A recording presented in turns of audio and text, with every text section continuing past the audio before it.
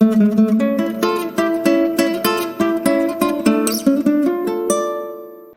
Everyone, welcome you all at the MS tutorial. Hope you all doing good. तो इस video में मैं आप सबको एजेएम एंड डब्ल्यूजेएम का भी आपको एमसीक्यू क्वेश्चन करवाऊंगा विथ थ्योरी, और थोड़ा बहुत जो है बीच बीच में मैं कॉन्सेप्ट जो है इन सब का वो उसके बारे में भी बताता जाऊंगा, ताकि आपको जो ऑप्शन मैं टिक करवा रहा हूँ, जो सॉल्यूशन बता रहा हूँ, उसके सॉल्यूशन के पीछे का जो रीजन है वो पता चल सके। ओके, बिकॉज विदाउट थ्योरी और कॉन्सेप्ट आप अगर कोई भी क्वेश्चन सॉल्व करोगे तो वो जस्ट आपका एक जीके का क्वेश्चन हो जाएगा, खास करके कोई भी टेक्निकल क्वेश्चन। ठीक है, तो ज़्यादा क्वेश्चन हम रट नहीं सकते, और एग्जामिनेशन में कुछ भी वेरिएशन करके आपको क्वेश्चन फ्रेम करके चेंज किया जा सकता है। तो it's very important to understand the concept behind the every topic. Okay ना, अब मैं थोड़ा सा आपको बेसिक प्रिंसिपल बता देता हूँ, और इसमें क्या क्या एब्रेसिव जेट मशीनिंग में याद रखने लायक पॉइंट्स है जिसपे कि हमारा एमसीक्यू क्वेश्चन आता है, उसके बारे में बता देता हूँ। ओके, तो ये आपका एब्रेसिव जेट मशीनिंग का कंप्लीट सेटअप है। ओके, ये आपका वर्कपीस हो गया और ये आपका टूल हो गया, and this is the direction of the abrasive after machining. ठीक है, यही इसी डायरेक्शन में जो है आपका मटेरियल मशीन आउट होकर निकलता है। ओके, मशीन आउट मीन्स ये आपके वर्कपीस के सरफेस के ऊपर से जो भी अनवांटेड मटेरियल है उसको हम बाहर निकालते हैं। ओके, और ये जो आप डायरेक्शन देख रहे हो ये गैस प्लस एब्रेसिव का डायरेक्शन होता है। ठीक है, ये टूल होल्डर के अंदर एक पाइप बना रहता है। ठीक है, जिसके अंदर हम वेरी हाई वेलोसिटी से, ऑलमोस्ट जो गैस का वेलोसिटी होता है 300 मीटर पर सेकेंड होता है, और उसके साथ ही साथ हम एब्रेसिव भी मिला रहता है। ठीक है, तो हम डायरेक्टली इस पे इम्पैक्ट करवाते हैं, यहाँ पे इम्पैक्ट होता है, और इस मशीन पार्ट का जो इस पार्ट का जो है इरोजन होना स्टार्ट हो जाता है, और साथ ही साथ एब्रेसिव वियर भी होने लगता है। तो इस तरह से हमारा मटेरियल जो है यहाँ से बाहर निकलता है। ओके, तो ये तो उसका वर्किंग हो गया। अब देखो, याद जो रखना है जिसपे एमसीक्यू आता है, सबसे पहला कि एब्रेसिव जो इसमें यूज होता है Al2O3 और सिलिका कार्बाइड होता है। ठीक है, इसको आप एल्यूमिनियम ऑक्साइड भी बोल सकते हो। और जो डायमीटर होता है हमारा ग्रेन साइज का, जो ग्रेन साइज होता है एब्रेसिव का, वो 10 to 50 होता है। तो 3 क्वेश्चन हो गए आपके। और कभी कभी इसमें जो है सीबीएन भी यूज किया जाता है। ठीक है, सीबीएन, तो ये बात भी ध्यान रखना। और उसके बाद नेक्स्ट इंपॉर्टेंट यहाँ पे ये होता है कि जो हमारा एमआरआर होता है, एमआरआर क्या होता है? Material removal rate. मतलब जो आपका वर्कपीस था, वर्कपीस के ऊपर से जो मटेरियल मशीन आउट हो रहा है उसका वॉल्यूम पर सेकेंड। ठीक है, कितना वॉल्यूम वहां से पर सेकेंड रिमूव हो रहा है उसे हम एमआरआर बोलते हैं। ओके, तो एमआरआर जो है वो डिपेंड करता है आपका जितना आपका एब्रेसिव का मास है। ठीक है, यहाँ पे देखो, mass fraction of the abrasive. Okay, जितना ज्यादा आप एब्रेसिव का मास फ्रैक्शन बढ़ाओगे उतना ज्यादा आपका एमआर इंक्रीज करेगा। ओके, बट कुछ देर के बाद क्या होगा, वो ऑप्टिमम पे जाएगा और फिर उसके बाद वो ड्रॉप होना स्टार्ट होता है। ठीक है, देन ड्रॉप्स। तो आपका एमआरआर जो है वो डिपेंड क्या होता है, पहले इंक्रीज करता है, ऑप्टिमम पे जाता है और फिर डिक्रीज करता है। तो उसका ग्राफ जो होगा with mass fraction of the abrasive वो ये होगा। ये बात ध्यान रखना, ये एमसीक्यू में आ सकता है।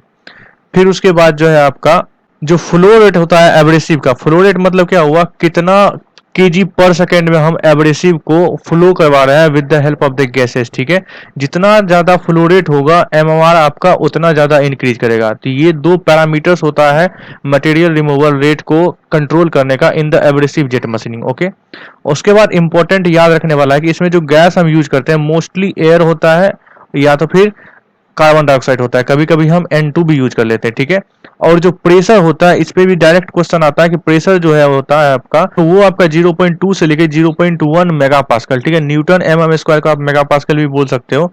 तो ये भी आपको ध्यान रखना है।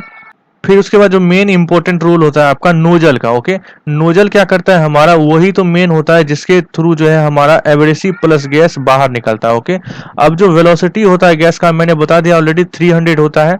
अब ये एक एमसीक्यू क्वेश्चन होता है कि नोजल का ऑफिस का साइज क्या होता है। ठीक है, एरिया, एरिया देखो यहाँ पे दिया हुआ है 0.05 से लेके 0.2 mm स्क्वायर होता है। ठीक है ना, अब इतने हाई स्पीड और वेलोसिटी में एब्रेसिव प्लस जो भी गैसेस है वो बाहर निकल रहा है, तो डेफिनेटली आपका नोजल जो है वेरी हार्ड होना चाहिए, जिसका वियर करने का कैपेसिटी बहुत ज्यादा हो। तो नोजल जो हमारा बना होता है वो टंगस्टन कार्बाइड का बना होता है। ओके, एक और इंपॉर्टेंट क्वेश्चन इस पे आता है, ये वाला nozzle tip distance. Nozzle tip distance क्या होता है, मैं यहाँ पे थोड़ा दिखा देता हूँ। ये जो आपको दिख रहा है फिगर में, ये उसका नोजल का टिप हो गया और ये वर्कपीस हो गया। इसके बीच के जो डिस्टेंस को बोलते हैं उसको नोजल टिप डिस्टेंस बोलते हैं। ओके, तो ये भी आप ध्यान रख लीजिएगा। रेस्ट इसका जो सबसे ज्यादा यूज होता है हम ब्रिटल मटेरियल में करते हैं। ब्रिटल मटेरियल में इसलिए करते हैं बिकॉज इसका जो है फ्रैक्चर हो सकता है, अगर आप इस पे इम्पैक्ट करो तो ये डायरेक्ट जो है यहाँ से ब्रेक होके बाहर आ जाएगा। बट अगर यही आपका डक्टाइल मटेरियल होगा तो वो सारा एब्रेसिव जो है डक्टाइल में आके इम्बेडेड हो जाएगा, बिकॉज डक्टाइल के पास मेलिएबिलिटी की प्रॉपर्टीज होती है, ठीक है। फिर उसके बाद जो हम इसका यूज करते हैं ड्रिलिंग में करते हैं, कटिंग में करते हैं, डेब्यूडिंग में करते हैं, इचिंग में करते हैं एंड क्लीनिंग में करते हैं, ओके। और सबसे ज्यादा मोस्ट एडवांटेज होता है इसका कि इसका कैपिटल कॉस्ट बहुत ज्यादा लो होता है, ओके। और एक बात ये और रखना कि इसमें टूल और वर्कपीस के बीच में कोई भी कांटेक्ट नहीं होता है, इसलिए तो इसको अनकन्वेंशनल मशीनिंग प्रोसेस में रखा गया, ओके। अब इसका डिसएडवांटेज ये है कि ये इसका एमआरआर जो है वो बहुत ज्यादा लो होता है, ठीक है, स्लो एमआरआर। और आपका जो एब्रेसिव है वो कभी कभी आपके मटेरियल के अंदर चला जाता है, उसमें इम्बेडेड हो जाता है, ओके। और हाँ, इससे जो आपका सरफेस फिनिश है वो भी बहुत ज्यादा लो होता है, बिकॉज आप जो एब्रेसिव है उसका प्रॉपर डायरेक्शन मेंटेन तो कर सकते हो, बट वो कहाँ पे इम्पेक्ट करेगा वो प्रॉपर एरिया नहीं सेलेक्ट कर सकते हो आप, ठीक है। तो सरफेस फिनिश हमें अच्छा नहीं मिलता है। तो ये 3 पॉइंट होता है जिसपे हमारा जो है क्वेश्चन आता है एब्रेसिव जेट मशीनिंग में, ठीक है। अब जो है मैं आपको एजेएम पे एमसीक्यू करवा देता हूँ, आप एमसीक्यू करने के लिए बिल्कुल रेडी हो। Which of the following material are used as abrasive grains, ठीक है। एब्रेसिव ग्रेन्स में मैंने ये भी टिक किया था, ये भी टिक किया था, और ग्लास बीड्स भी होता है और सीबीएन भी होता है कहीं कहीं, ठीक है। तो यहाँ पे ऑल ऑफ द अबव हो जाएगा, ये आपका आंसर हो जाएगा।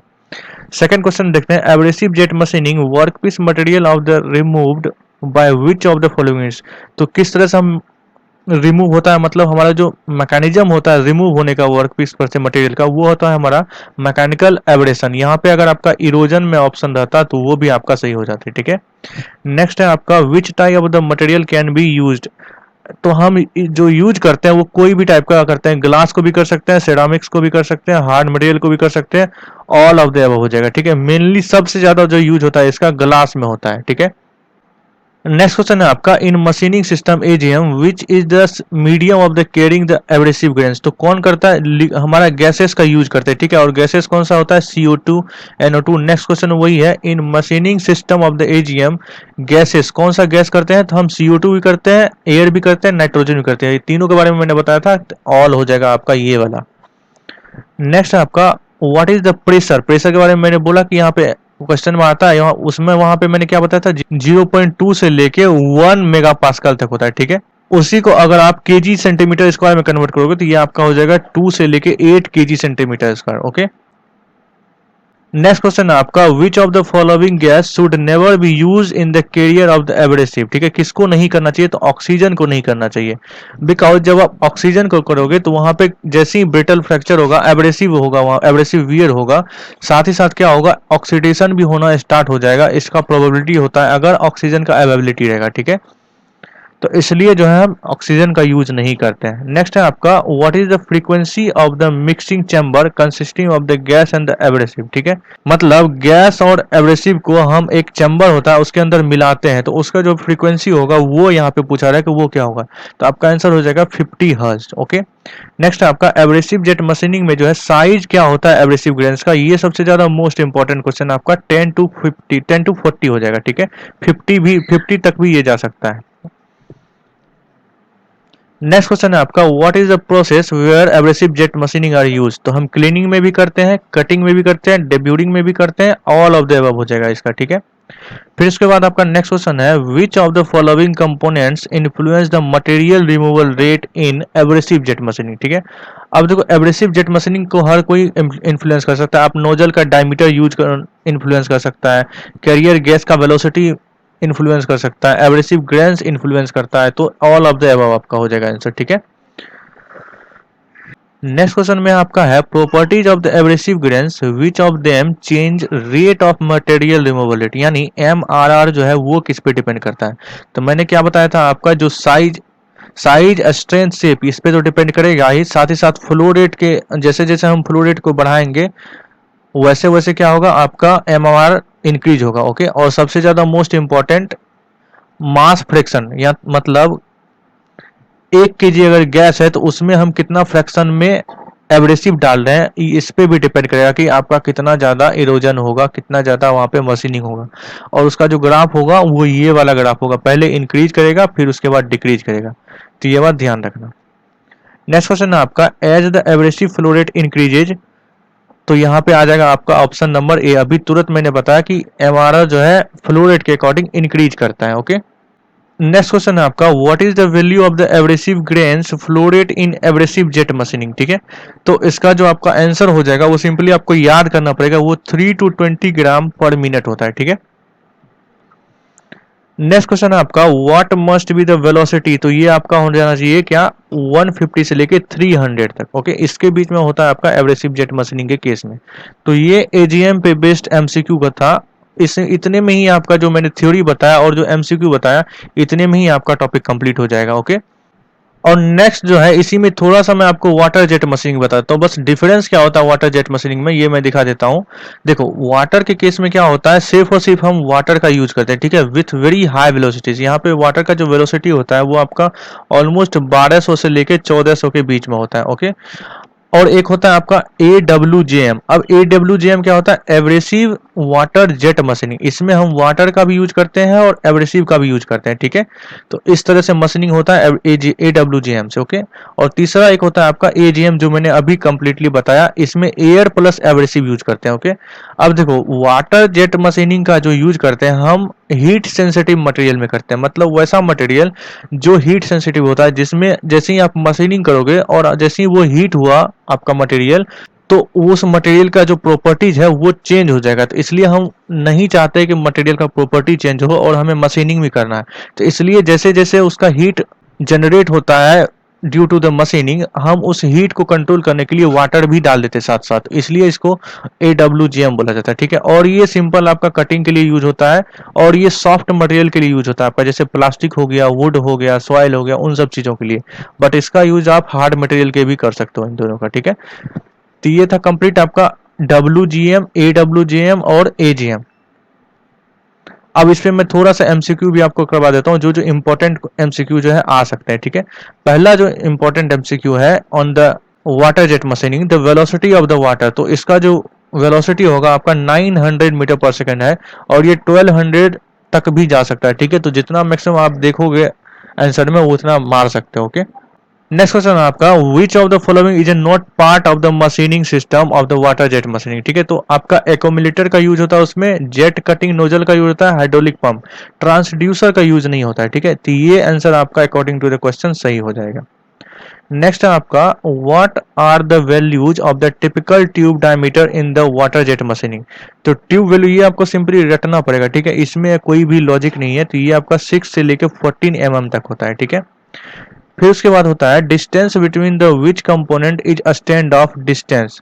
अब देखो, ये वाला जो है अभी थोड़ा देर पहले मैंने आपको एजेएम में बताया था कि नोजल टिप डिस्टेंस क्या होता है। ठीक है, उसी को हम स्टैंड ऑफ डिस्टेंस भी बोलते हैं। तो ये आपका हो जाएगा नोजल आउटलेट एंड वर्कपीस के टॉप के बीच में। ठीक है, ये टॉप वर्कपीस और ये नोजल का जो आउटलेट होगा, ये डिस्टेंस या तो इसको नोजल टिप डिस्टेंस बोलते हैं या तो फिर इसको स्टैंड ऑफ डिस्टेंस भी बोलते हैं।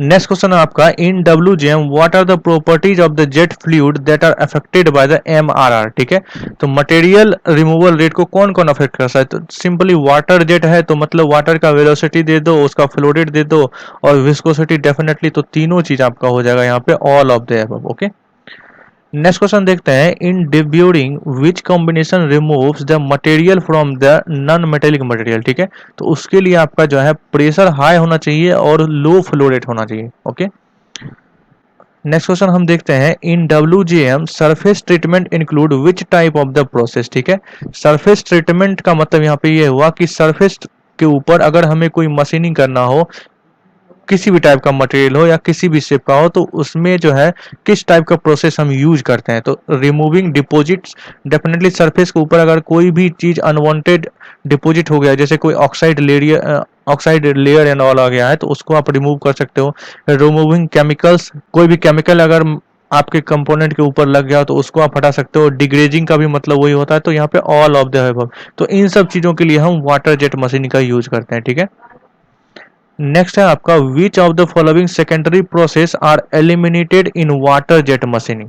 वाटर जेट मशीनिंग में हम किसको एलिमिनेट करते हैं, आई मीन मटेरियल जो रिमूव करते हैं वो कहाँ कहाँ से कर सकते हैं। ठीक है, तो हम ग्राइंडिंग भी कर सकते हैं इसके थ्रू, सरफेस ट्रीटमेंट भी कर सकते हैं। अभी मैंने बताया सरफेस ट्रीटमेंट इतना चीज होता है आपका, पॉलिशिंग ऑफ द सरफेस भी कर सकते हैं, ठीक है। तो यहाँ पे ऑल ऑफ द एबव हो जाएगा। तो ये आपका था एजीएम, एडब्ल्यूजीएम और डब्ल्यूजीएम, इन तीनों पे एमसीक्यू और इम्पोर्टेंट जो क्वेश्चन आ सकते हैं, ठीक है।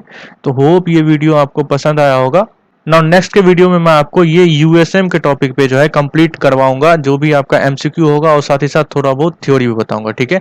तो अगर ये वीडियो आपको पसंद आया तो आप डेफिनेटली इसको आप लाइक करें, शेयर करें and also subscribe our channel for more such videos, ठीक है। और अगर कोई भी डाउट है रिगार्डिंग इट देन आप कमेंट में मेंशन करें, I will try to solve out. Thank you so much and good luck.